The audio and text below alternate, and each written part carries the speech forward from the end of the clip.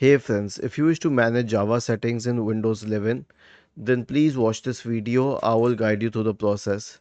So you can open the Java app and then you can click on OK. And that's how you can open the Java control panel.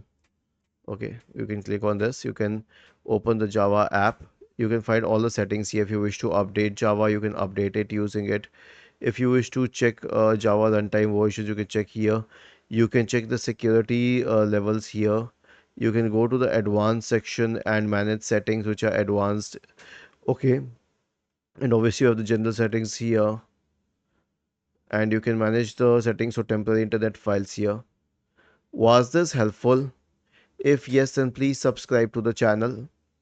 If not, then let us know in the comment section of the video on how we could help you further.